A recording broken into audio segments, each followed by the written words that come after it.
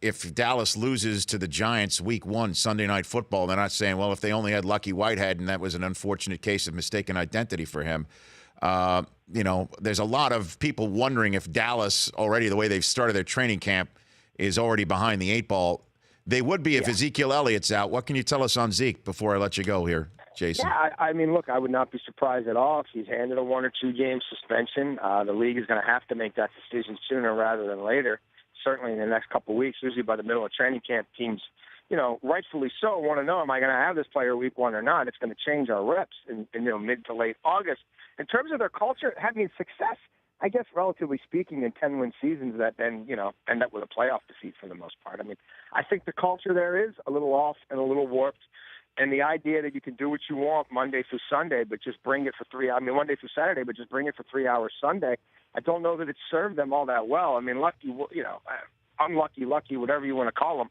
That's the tip of the iceberg in terms of when you're talking about, bringing in a Greg Hardy and drafting a Randy Gregory and having Ezekiel Elliott and even Dak. I mean, the reason Dak fell was because of off-field concerns. So they've had cultural issues there, and I don't know that, whacking a guy like that now necessarily changes anything.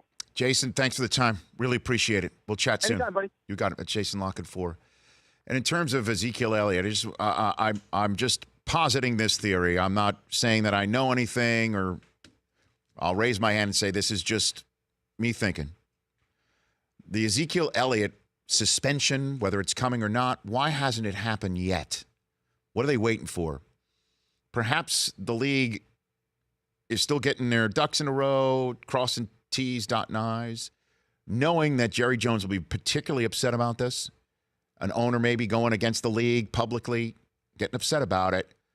Don't want Jerry Jones's Hall of Fame week to be about that, or questions being asked of Jerry about that the enshrinement will take place, and maybe then we'll hear it.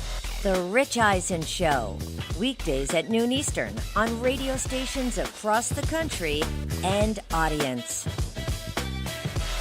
If you like that video, be sure to download our app, and I'll